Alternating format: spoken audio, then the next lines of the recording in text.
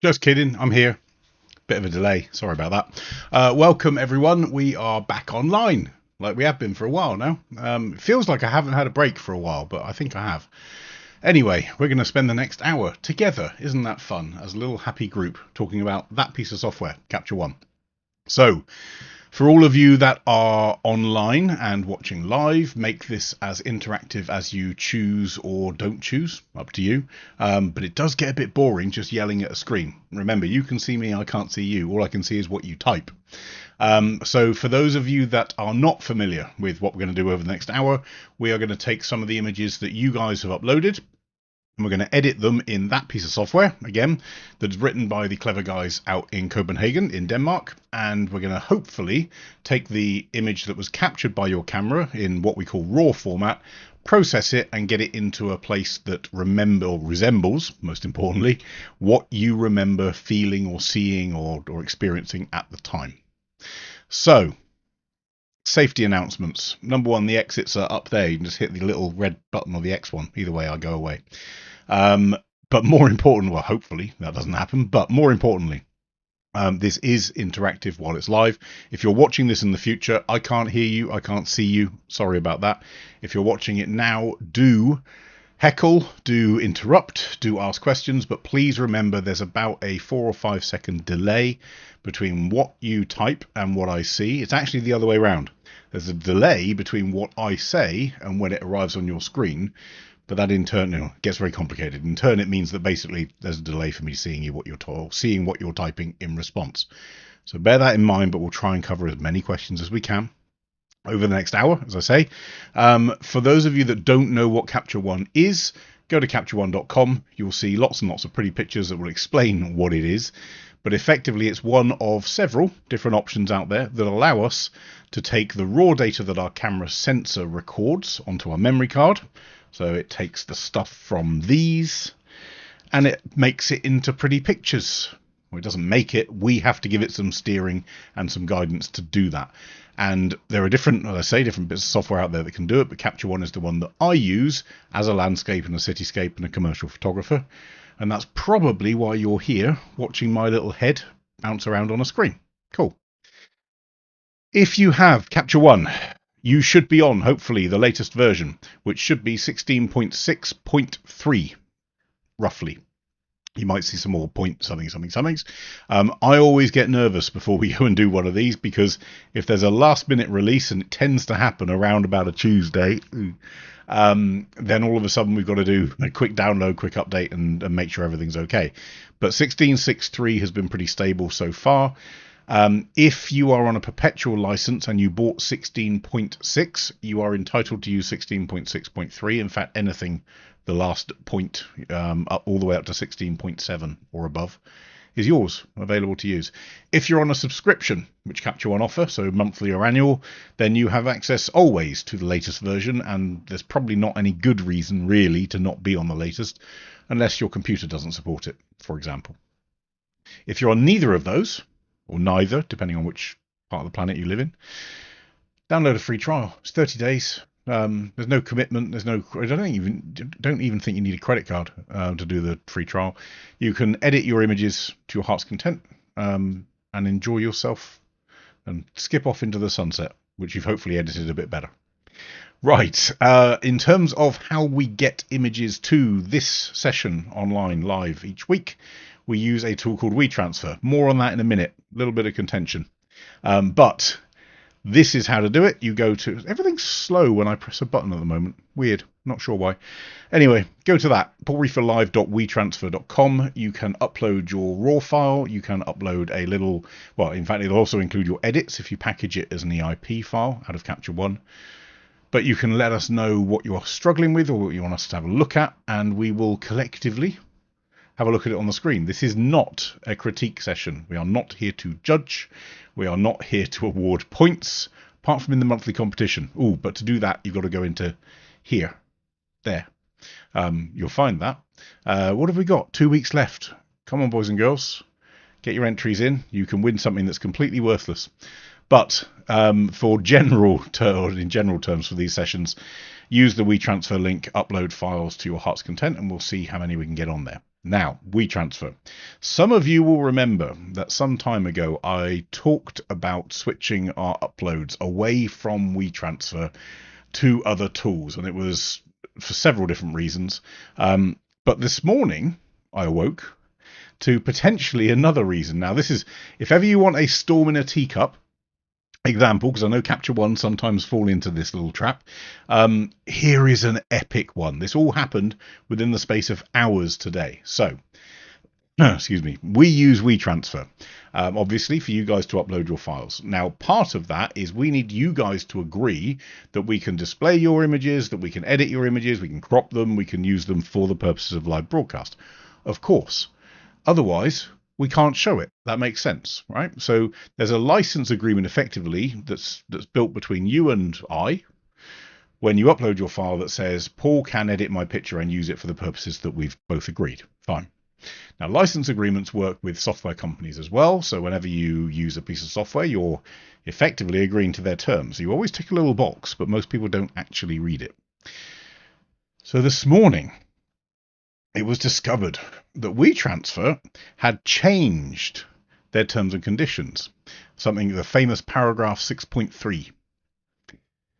And lots of websites, I'll use this one as an example, picked up on it because there's some very specific wording that was launched. Let me explain what that wording is. So, standard stuff, you hereby grant us a perpetual worldwide non-exclusive royalty-free transferable sub-licensable license to use your content for the purposes of operating, developing, commercializing, and improving the service or new technology or services. There's no problem with that, right? Because, well, they need to have permission to redistribute your file to be able to send it around the world. That's the point of WeTransfer. And then they added some stuff.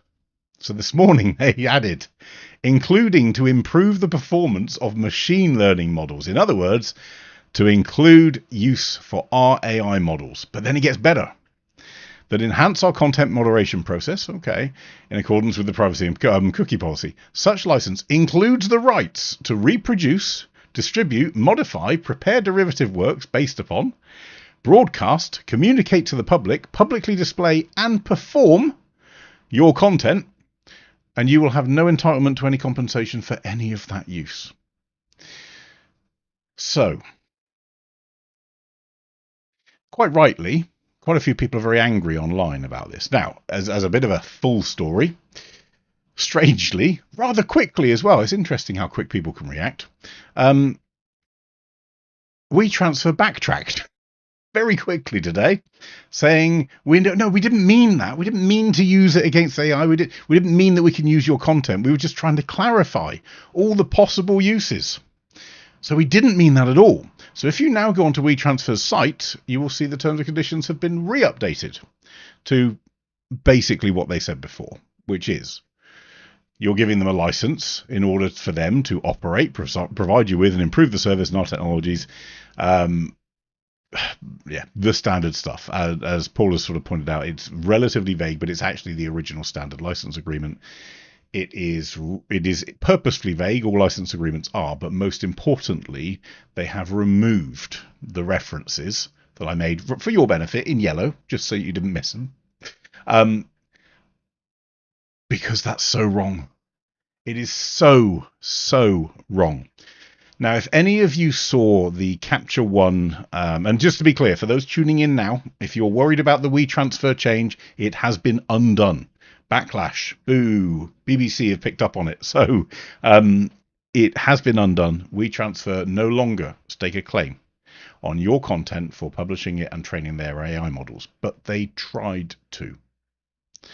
Now, how long that lasts for, who knows? And actually, the story here isn't that WeTransfer tried to do this. The story is that software companies are increasingly beginning to do this, and whether that's a service like a transfer service, whether it's a program like a photo editor, or whether it's a word processor, whether it's an email system, whatever, please, boys, girls, ladies, gentlemen, pets, everything in between, read your terms and conditions. Please read them. And when you get these little, innocent notes through from a company saying, oh, just so you know, we've updated your terms and conditions, but don't worry, by continuing to use our service, you've implicitly agreed to them.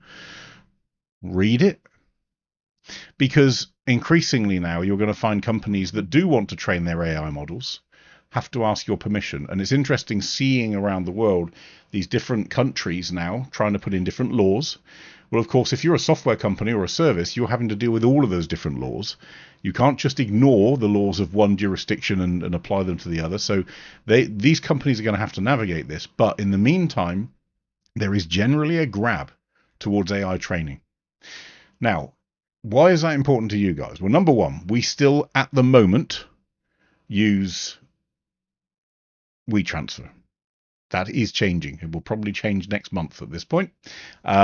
These changes, by the way, when WeTransfer were due to come in on the 8th of August, we were already ready to move, but they're not coming in. Chill out. Don't worry if you use WeTransfer, it's fine for now.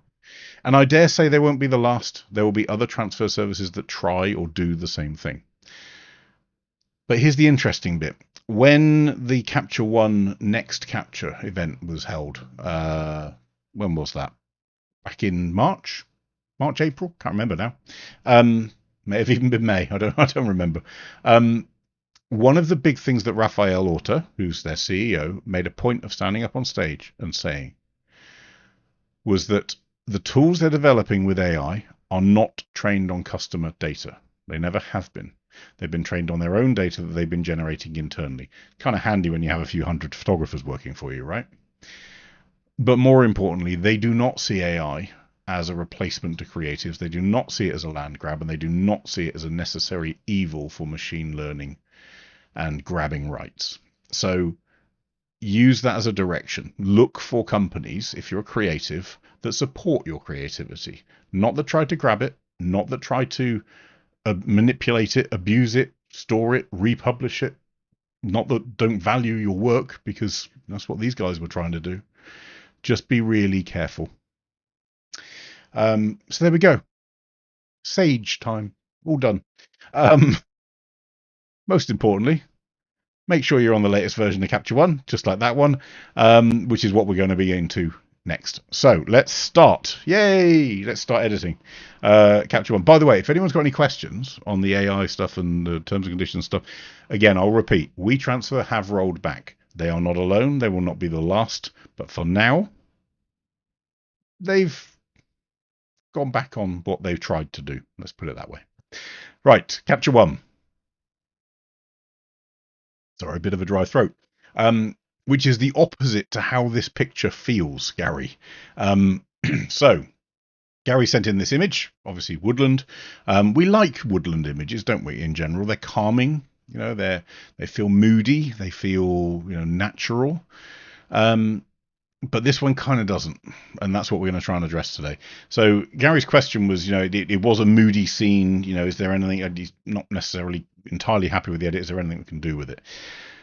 So again, like I said last week, and we do this quite a lot.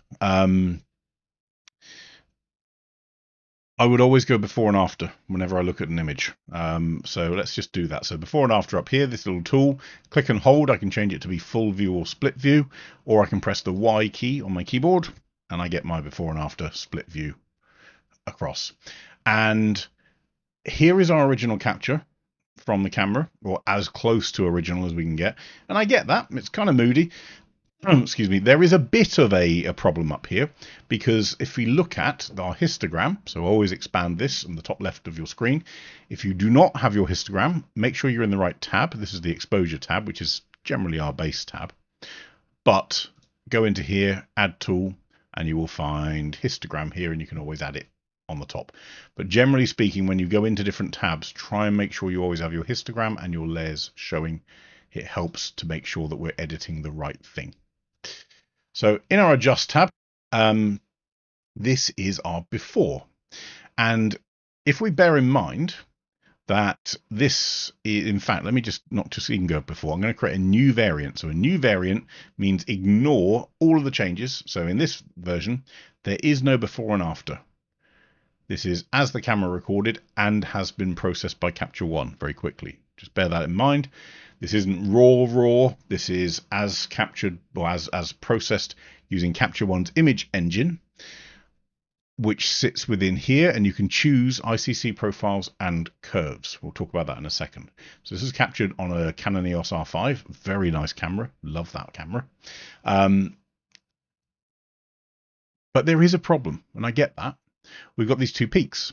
We've got a huge amount of shadow, yes, and we've got a huge amount of overexposed bits. If I turn on my exposure warning, which for your reference, for everyone, ladies and gentlemen, please, and you don't have to, but if you want to edit in the way that I do, I like binary. I like things that tell me they are overexposed and underexposed. I do not like things that tell me they might be overexposed or underexposed. It's a bit like yellow lights. I'm not a fan of yellow lights at traffic lights. I like green and red. Keep it simple. Same thing here. By default, your settings in Capture One, I think from memory, are set at something like 250. Which means you start to get exposure warnings when a channel, which could be red, green, or blue, or a combination of them, is more than 250. That is not a problem. If these channels are at 253, 254, it is not a problem.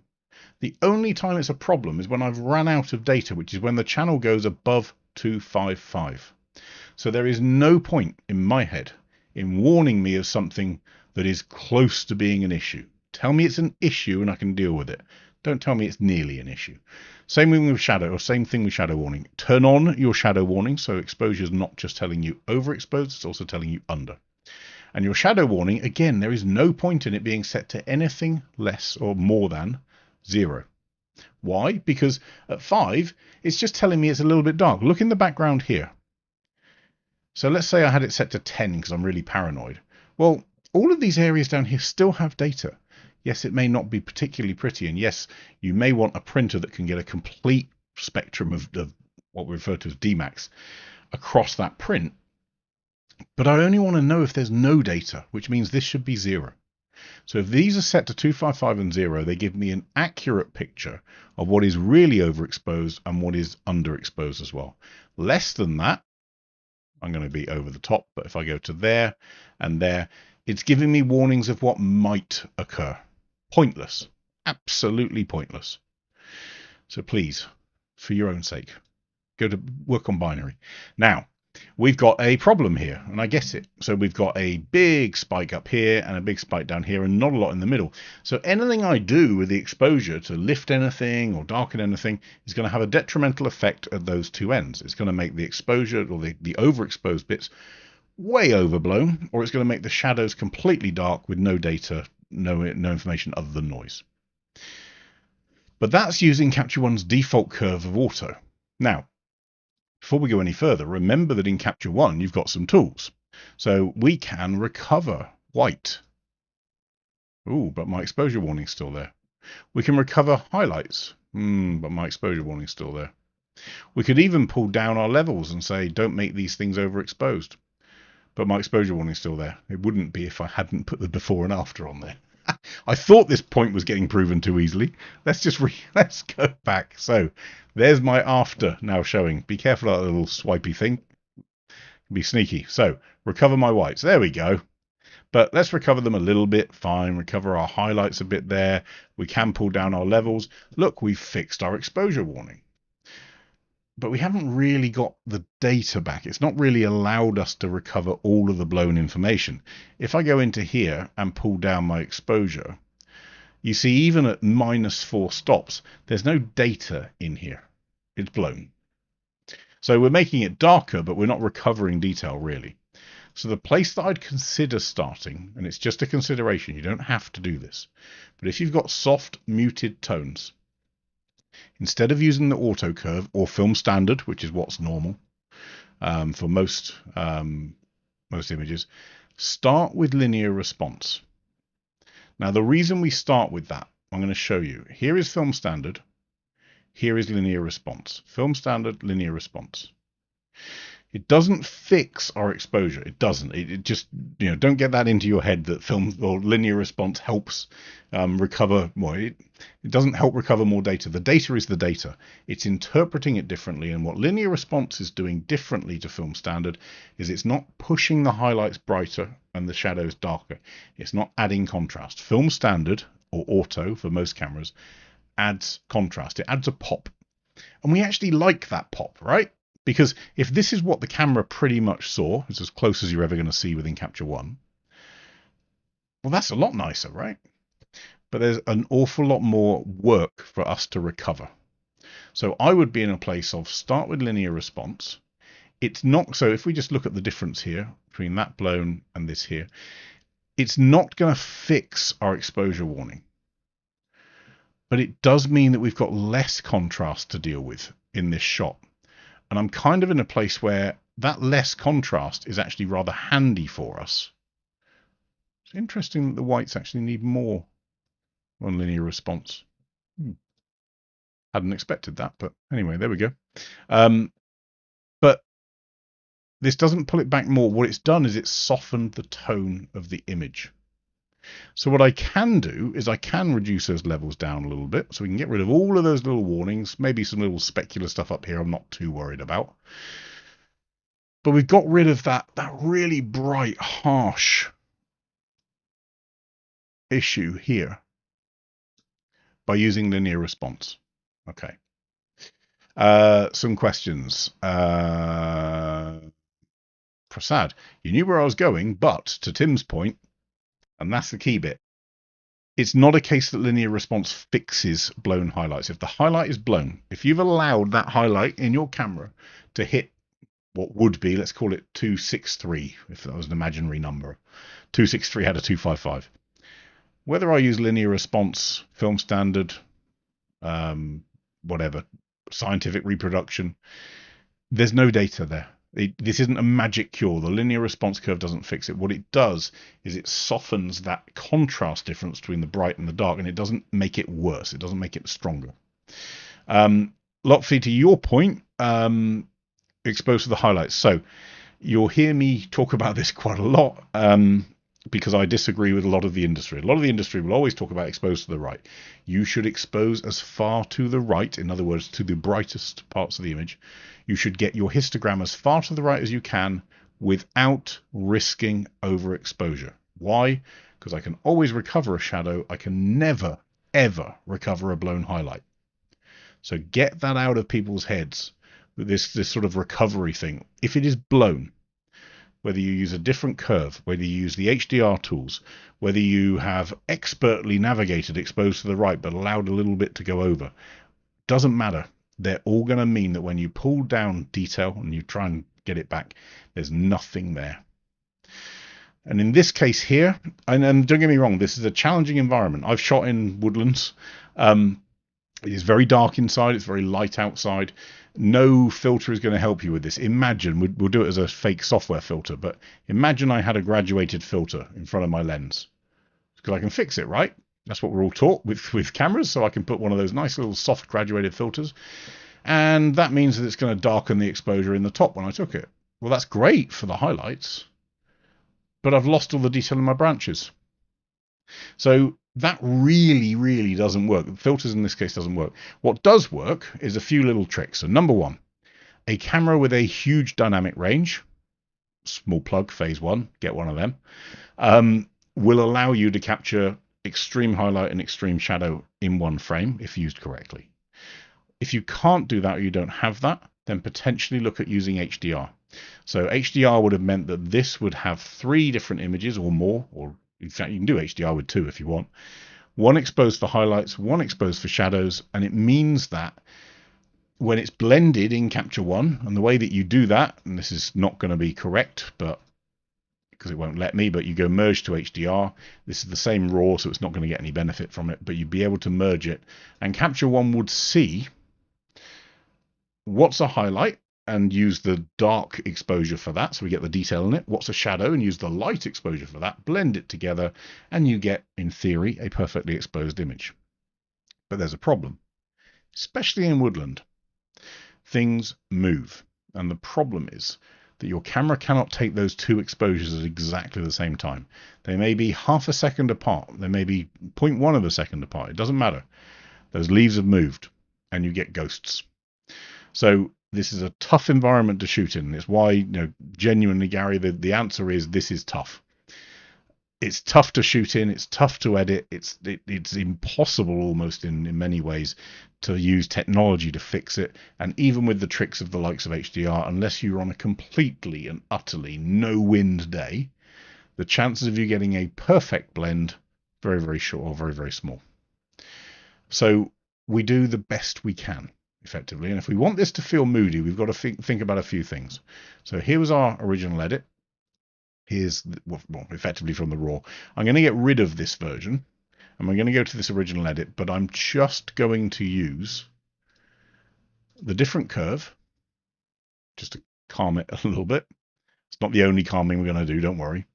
And I'm also going to pull back our white and our highlight and actually shift that levels to darken this a little bit. We're also going to undo this exposure lift. Don't need it. I'm going to undo this contrast. In fact, I'm even going to undo the saturation. Right. There are a few other things in here that have been done.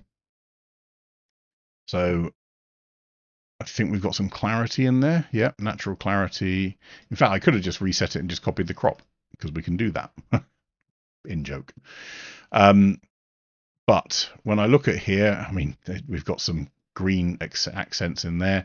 There's an awful lot of things that have been done, in my view, that are probably over the top to making this feel moody.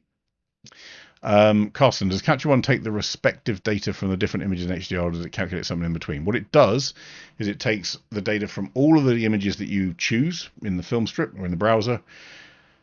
It blends them based on whichever pixel is best exposed. So it's looking for anything that's above 255.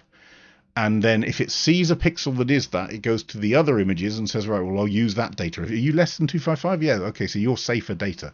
I'll use that. And then it does the same in the shadow. So anything that's below zero or below, it then looks for other images in that batch and says, right, well, I need better data in there. It's a bit more complex than that, but if you think about it in those terms, and it finds the best bits out of all the different source images that you've given it, and it produces one DNG file, which is the combination of all of those different best bits to give you the best possible data for both the shadows and the highlights. So let's have a little look. Here's our changed image as a result of using, basically linear response. Okay. I've undone most of everything else, and all I've done is I've pulled back our highlights and our whites and shifted our levels a little bit. Is it feeling moody yet? Not quite so much, but we are getting a lot more tone. So if we look in here, let's get rid of that little layer that I didn't mean to create. Now there's a few things just to bear in mind. Here, we've got more going on in the trunk. I can see more detail in here, you see? So that linear response shift has meant that the shadows have been lifted a little bit because they're not pushed, they're not crunched in the same way that they would be with film standard. But there are some things that I can see that are problematic here, not least of which is this thing.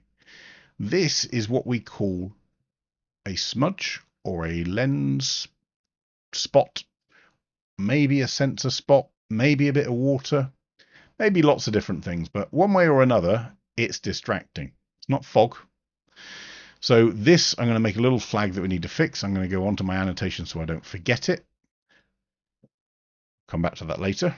So we use a little pen tool, draw on there, go to any other tool, and that overlay disappears.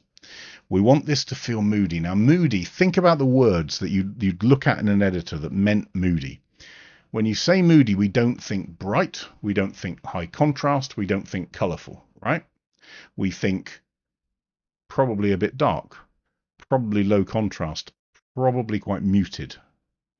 So what I shouldn't see when we're doing a moody edit is increasing brightness, increasing contrast, and increasing saturation. That doesn't make sense if we want moody. If you want, bright, cheery, that's exactly the way to go.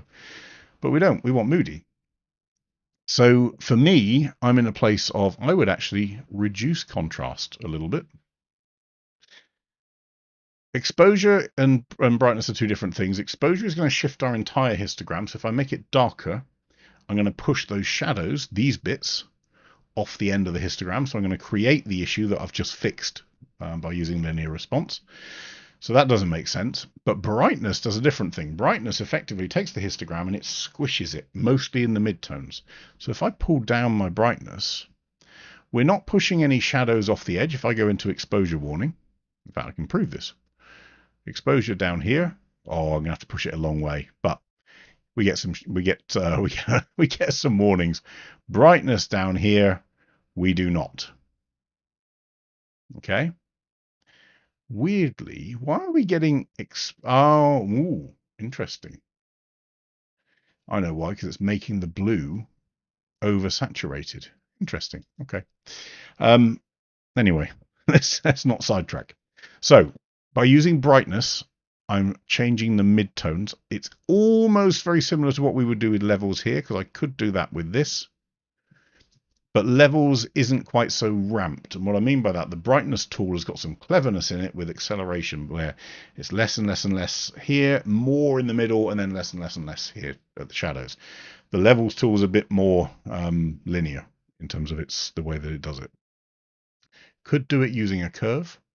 If we want to do it using a curve, use the luma curve. The reason is we do not want to increase saturation. If I do a luma curve like this, look, or down like this, we're just changing the brightness pretty much. If I were to do it on an RGB curve, you notice how we're changing saturation. This is getting richer and deeper. This is getting more neon. So if you're going to do a curve change, do it in the luma curve so it keeps the colors flat if you want the colors to be flat. Then let's look at clarity. So here's the weird one, the bit that we've got to work out. Clarity is a mid-tone adjustment, right? So it's looking at the mid-tones of an image, mostly. It actually applies to the entire image, but you see it mostly in the mid-tones because what it's looking for is subtle variations between bordering pixels, and it amplifies those variations. So by increasing clarity, effectively I get more contrast. Now, is that more moody or less moody? It's an interesting one, isn't it? Because if I reduce our clarity, it becomes more, is a good word, isn't it? Whimsical. It becomes more whimsical. Now, clarity reduces contrast in those areas and the borders. Structure increases or decreases contrast where it becomes detailed and sharpness based. So I can have something that is low clarity but still very sharp. Equally, I can have something that's high clarity and not very sharp. I'm in a place weirdly on this one where the clarity I'm actually going to push up. I think it's the right call. It does add some mood. Okay. Oh, Mr. Evans is ahead of me. Talk about ruin. We're only in the trailers, Paul. Right, main film. We have the option in here with dehaze. Now, dehaze, of course, was designed for, well, let's think about it, removing haze. So let me fill this mask. I've created a new layer so that I can play with it. I've right-clicked and gone to fill mask. That means that the entire layer is now going to have 100% of the effect that I choose. And traditionally, I would click on that for dehaze, and I'd choose a shadow color that I want to get rid of, and it would clean up the image. It makes it more and more and more clarified, effectively. But it's not clarity, it's dehaze. Now, to me, I actually like this effect. But if I want to add some mood and atmosphere, I might want to do that with the opposite of dehaze. So the way that I would do that is create a new layer, rehaze. I think that used to have different meaning. Anyway, and I'm going to go down here. I'm going to add loads and loads of haze, effectively. And I'm going to choose the tone of the haze that I want to add. Now, let's try a really, really bright tone. Let's go for that, maybe. Try and get something. There we go, a bit more muted. Good. Now, we're not going to leave it like that. Don't worry, because I'm going to turn this layer off. And I'm also, in fact, rather than turning it off, going to clear the mask. But what I can now do with a brush, standard brush, not an AI brush, no clever tricks, really soft, really low flow, because I'm painting in this case. I could add in, if I chose, it's your call. Where's my cursor gone weird? There we go. I can add in some fog. Now this is going to seem weird, right? But if I go to M on my keyboard to show the mask, I can see it's very, very light. If I change it to be a grayscale mask, I can see it a bit heavier. And all I'm doing is making sure that we don't have complete uniformity. So I want some bits and some bits not.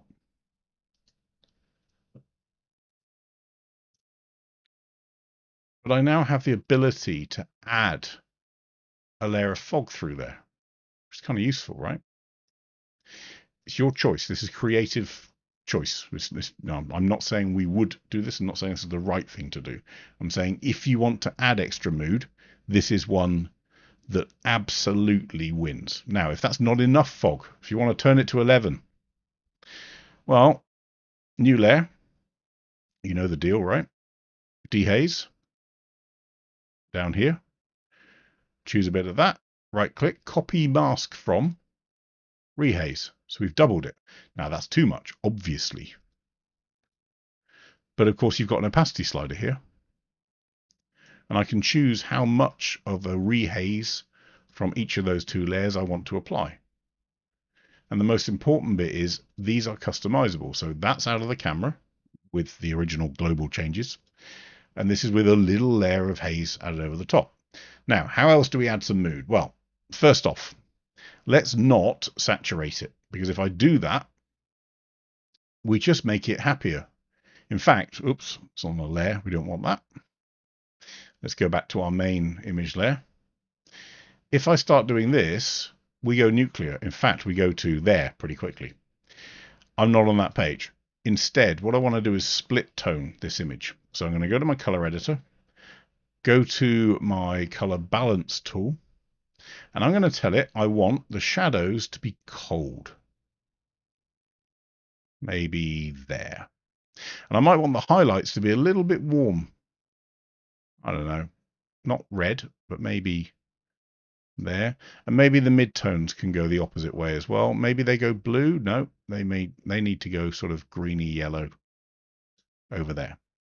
But if I were to undo this tool temporarily, so that's without, a little bit yellow, a little bit putrid, that's with, colder, cooler, arguably less saturated. More mood? Well, I've got two ways of doing this. The simplest way, vignette. The other way is to do masks. We're going to do it with a vignette. Vignette applies across the entire image. So we go to there. Now, what I've got as a result of that is, yes, a very moody image, but it's also very dark. Look at this histogram. When I go to print this, we're going to be using a lot of ink. This is an expensive image to print. So instead, we're going to stay on our Adjust tab. We're going to go to either our image layer or we can go to a global layer. So if I've done all these changes on the image and I think, oh, I might want to back some of those away, right-click on your image layer, move them all to a new layer, and call this one Global Adjustments.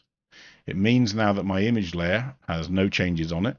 Things like vignette go across layers, so they don't matter what layer you're connected to, but your Global Adjustments layer is now outside of that. So in order to make this lift, but oops, sorry, didn't mean to make everyone feel sick. In order to make this lift, but not necessarily become over bright, I'm going to undo some of that Luma stuff that I did earlier. So I'm going to lift our midtones up a touch. I'm going to pull our highlights down a bit more, and I'm also going to pull our shadows down a little bit more. Now that has a small impact, but it does start to at least add some contrast back, a little bit of contrast back, so that when I do this with our brightness and undo some of that brightening that was done, because since I did the brightening, I've flattened the image, I've calmed it down, I've reduced some saturation, I've split toned it. I might want to do a bit more of that as well. I might want to change now my overall white balance to be cooler, not that cool, not blue, but maybe around there. Maybe we go a touch away from green. I'm going to go back to my color tool and not the color editor, into the color balance tool. And we're going to push those shadows a bit darker still. Sorry, a bit more saturated still and a bit darker. Our highlights, I'm going to No, I'm going to leave the highlights actually. I'm going to make the midtones a little bit lighter and make them a little more. What are we going to go with? Maybe we go up here. Oh, that's nice. See, some of this is experimentation. Okay. Now, here's a fun one. New layer. Trees. By the way, I haven't practiced this. I'm just playing with, oh, that'll work, that'll work. 1 tree, 2 tree, 3 tree, 4 tree, 5 tree, 6 tree, 7 tree, 8 tree. I don't think any rude words are going to come up, but, anyway. Let's just select all of the tree stuff that we can get in one go with our AI brush, and we see this starting to span out. It's pretty good. I don't want the trees in the background. I just want these ones that are sort of standing out. Now, I don't like the way that mask is very binary, so we're going to go to refine. I'm going to push this as far up as I can. There we go. Looks like a weird aerial photo, actually. Now, with these trees, just with these trees, because remember, I don't want to push our brightness up. I don't want to do anything like that. But just with these trees, let's lift their brightness and maybe a bit of their exposure and maybe their contrast up. I could even double down on my clarity on those trees, just on those trees. So I've now got an extra layer. The trees have come forward. And because I've done that, in theory, I could actually push the background back. So my background, I can lower our exposure. Not by much, 0.2 of a stop. But then with my trees, I can compensate for that and get to there. Now, this annoying little thing here, we can't really fix that because we don't really have the content to go behind it. But what I can do, this isn't ideal, but I'm going to call it fix bullet hole. Let's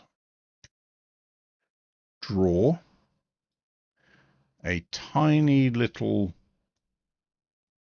circle over this little bit of problem. Then what we're going to do is we're going to refine it in the same way that I just did.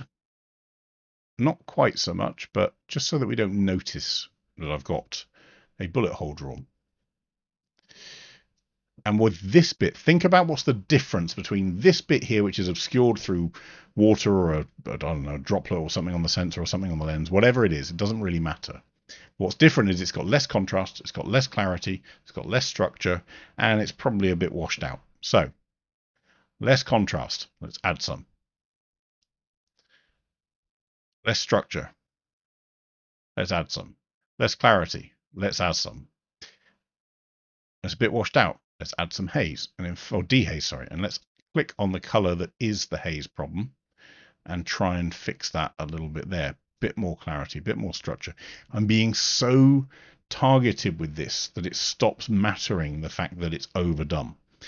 Pull down our saturation a touch because I don't want it to go sort of quite as putrid as that. But look at the difference between there and there, just with that little tiny extra layer. And all of a sudden, I don't have the distraction that I did there. Okay. Paula, more of a yellowish warm cast on those center left trees. I think this one in particular is the one that you're talking about. There is, but it's actually down to what's growing on them, to be honest. So these have got different, they're called lichens. Lichen, something like that. Different things growing on these to what you have on these. So I wouldn't necessarily change it. If you don't like the orangey yellow, you could go to your color editor in advanced. We could click on here. It's going to find that. We could pull our saturation for that down a little bit. Could probably change the color of it. What's happening? Why are we not? Oh, Paulie, you threw me off track. It was all your fault, obviously.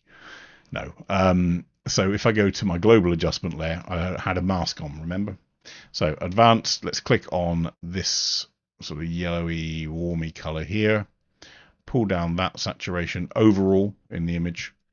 Pull down that lightness. We can shift the hue to be more green. That sort of helps. Oh, you meant to change it to warmer cast? No, I'm going the other way. We want moody, right? Paul, does the top right brighter area have a blue tint around the fronds of lint or lichen that are hanging? It possibly does. Ish. Some of it is through recovery, believe it or not. It's where the whites have tried to be recovered, maybe a little too much. So if I were to pull this down and let it blow a little more, yeah, it's just recovered a bit too much is the actual answer. I want to check, do we have our purple fringing turned on?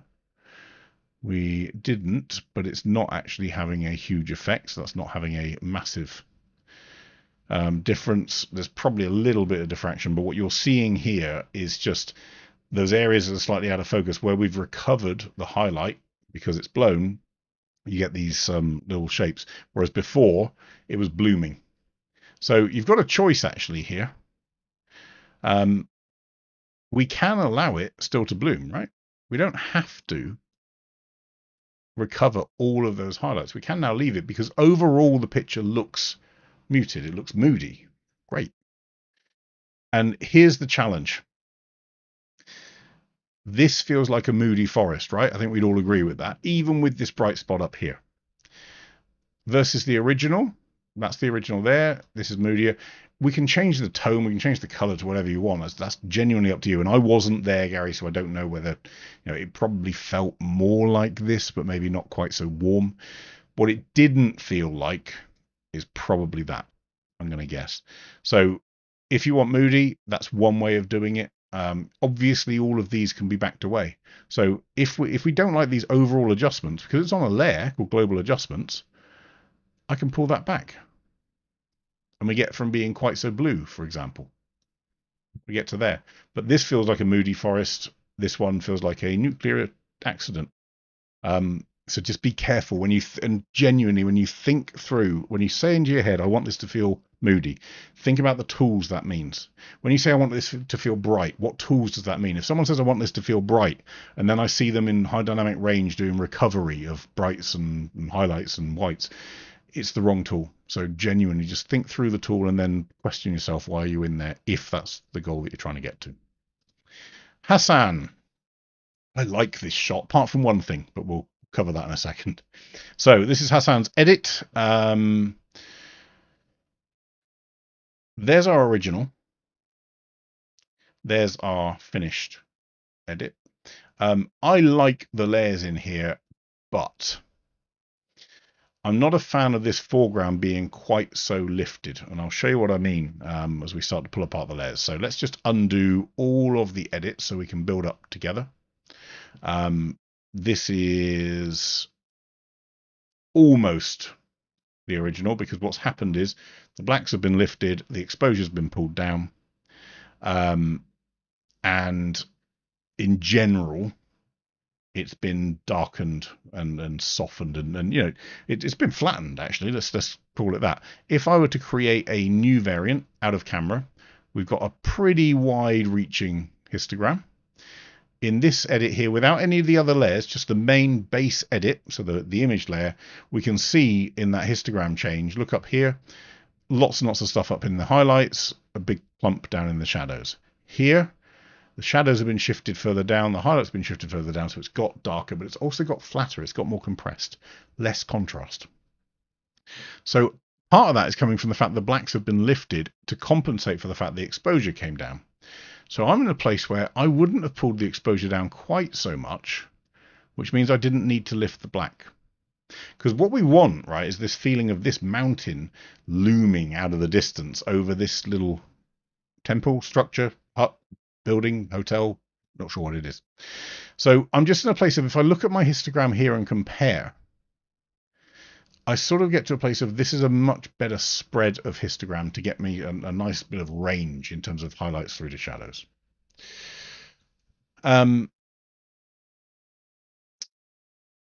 So let's add the first layer. So the sky layer. Quite like this. Here is our layer. It's been done presumably with either a Luma range or an AI mask. Well, it is a Luma range in here. I would argue that this is still over the top for what we actually want. You don't need this stuff in here, so I'm going to go to my eraser set it to be 100%, and just very quickly get rid of some of this stuff. Because even though I probably don't notice it, if this sky layer is recovering highlights, but the Luma range is capturing anything that's above a certain range, it means there are highlights in these foreground hills, right? And it's also recovering those. And I don't want that, because I only want to recover the highlights in the sky. But also in the sky, we've got this exposure drop, and I'm not sure it needs it. I still want some brightness coming from the sky. It's light. It's that we're trying to celebrate in this shot. The the clarity move, I think, is the right move. It's a good shout. We could try something. Haven't tried it before in this shot, but let's have a look. Built-in style brushes, enhancements, deep sky.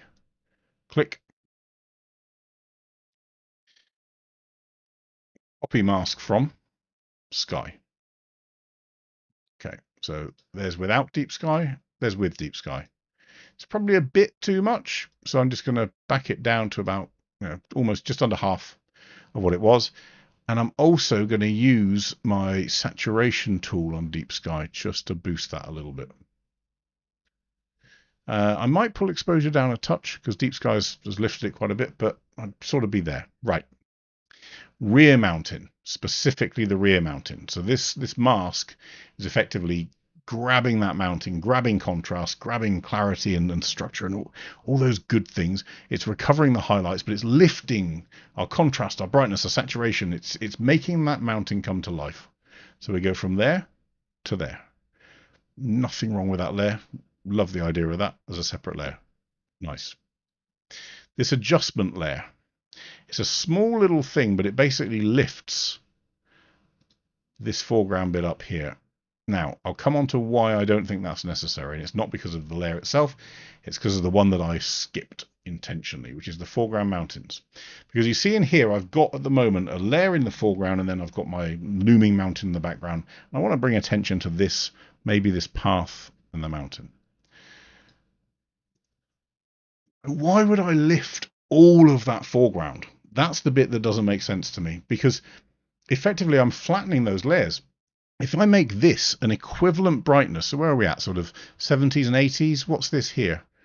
112, well, in fact, here you're at sort of 90s and 100s. Here you're at what? 120 in the brightest parts. 70s and 80s around here. We're bringing them together.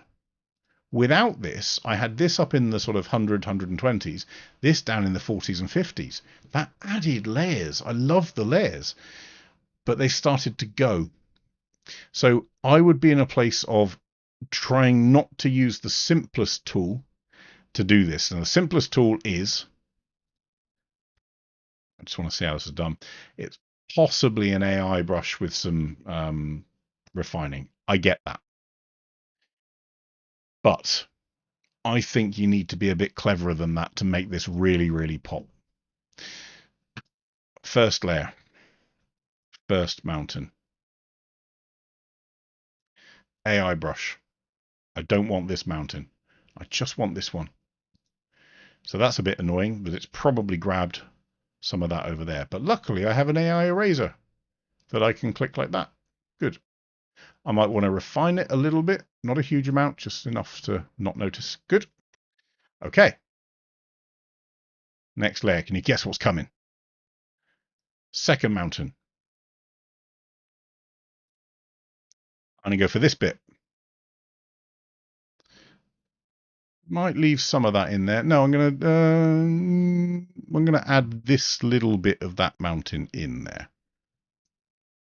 Now this bit needs a lot more refining because I want to smooth it out a lot more. So go to refine mask. Let's get to maybe there. Good. Next layer. Any prizes? Third mountain. AI brush. Here, here. And again, I'm not being particularly careful. I'm not being particularly princessy about what's in the mask and what's not, like I normally am. Okay, so now I have 3 layers. My first mountain, my second mountain, my third mountain, and with some overlap. Final layer. Putty thingy.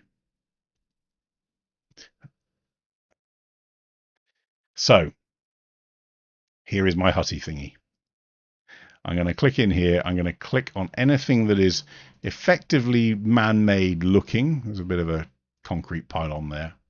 I'm also going to use this road just because I do want to highlight it as part of the building, and this road, not any of this, that's fine. Going to make sure I get all of the bits of the building before I refine. So all of this stuff, all of that.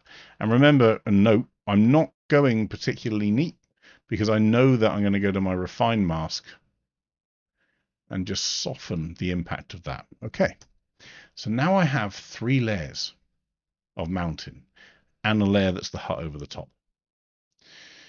First mountain, I'm going to darken it. I'm not going to lighten it. This is backlit. I know it's backlit because the back is lit and the front isn't. So with that said, I'm going to darken this front mountain. I'm going to increase its contrast. I'm going to increase its clarity as well. So we get some looming, some heaviness to it. Great. Second mountain, this part here. Little bit of clarity. I'm not going to darken it, but I am going to add a bit of contrast. So on the first mountain, we pulled down some exposure. On the second mountain, I'm leaving it kind of where it is, but I'm going to add a bit of contrast, which is affecting exposure a little bit, but add in, again, quite a chunk of clarity and maybe a little bit of dehaze even. Yeah, not too much. It's going to go too blue. Maybe about there. Okay. Third mountain. A lot of clarity. Again, no, leave that actually there. Bit of structure. Bit of dehaze. Oh, again, bit of, not too much. I'm going to choose this color to get rid of.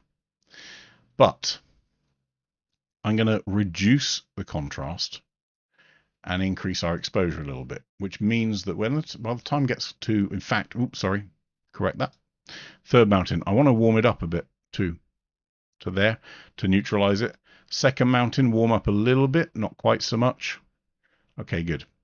Hutty thingy. Warm it up quite a bit.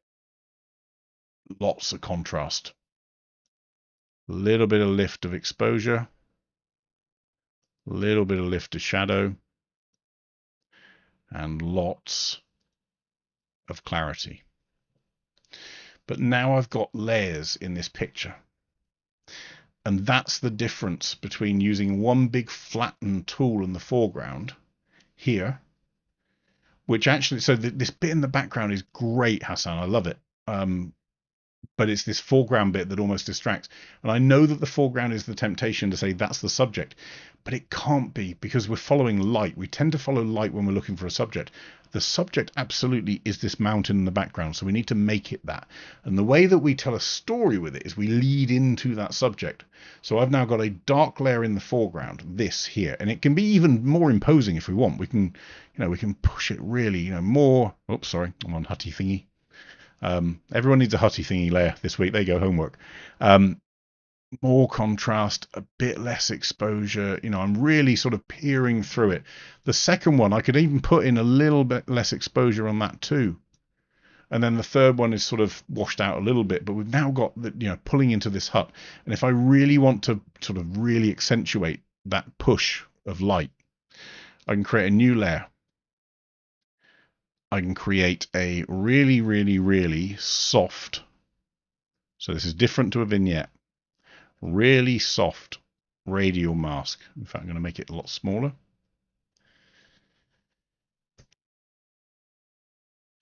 I'm going to rasterize that mask and I'm going to refine it.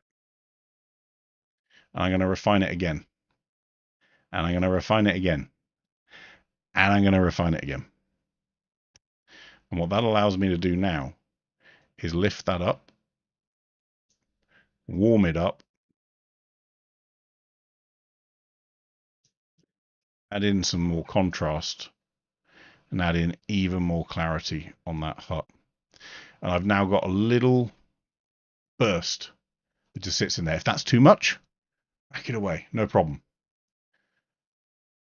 But to me, it's those layers that drive you into seeing what's the subject, what did I want you to have a look at. If this is too much still, just back it away a little bit more. You've got all of these different opacity sliders now because we've separated the image into all these different layers.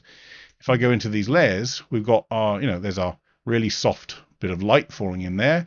We've got our hut layer, we've got our back mountain, we've got our second middle mountain, we've got our front mountain, we've got a sky layer, we've got a second sky layer for the rear mountain, and we also have that top one for the sky. But if I look at these two side by side, this one has so much more mood, and it's mood that you're looking for, right? It's driving you to look at that subject. It's great as a recovery exercise. We've flattened the image, we've got all the data back, we've squashed down the highlights, we've pulled up the shadows, we've got all of that lovely detail, but I don't know where to look. This feels flat. This just feels dramatic, and dramatic's got to be the right feel for this scene, right? That'll be where I am anyway. So, good edit in terms of the masking, Hassan. I like the detail that you've done in the masking. I like the process. And clearly in your head, you're there going, right, the back mountain is different to the sky, which is different to the foreground. Great. But it just feels flattened because there's just so much that's been taken out and just pushed into the middle. This feels dramatic. That just feels like it's punchy. It's a heavy, contrasty mountain that's leading me into the scene. God, we only did 2 today. But anyway, right, next week we will start with Hassan's other one, actually. You can probably guess where we're going to go with it, but there's a little preview. Ooh, don't spoil the surprise. Right, Hassan's shot here. It's a lovely shot. To people that were asking, I'm not entirely sure where it is. We'll find out. I think Hassan actually told us in the note, but yeah, we'll discuss that later. And then Gary, genuinely, forests are tough, especially when you've got this bright highlight stuff. This just feels a bit too much. If you wanted moody, which is I think what you said, think low contrast, think low brightness, think low saturation, think vignette, think deep, rich stuff. That's moody. Carsten, I'm guessing you mean Lord of the Rings. Maybe not. If not, an LOR is something else. Sorry. I don't know. Right, everyone. So that's it for this week. We'll see you next week. In the meantime, safely upload using WeTransfer. We will be changing it, as I say, but not for the reasons of this morning's little kerfuffle. Carry on discussion, please, about any of these images or other ones in that little group. We've covered lots over the last week. If you want to learn specific tools and specific things about specific genres of photography, all of those masterclasses are available. You will find the details down there. If you want to know when we're going live next, either go to my website, so paulreefer.com, that's at the end as well, or subscribe to this thing. There's a little button somewhere around my head, I don't know where, and it will tell you when we're next going live. But between now and then, look after yourselves. See you next week. Bye bye.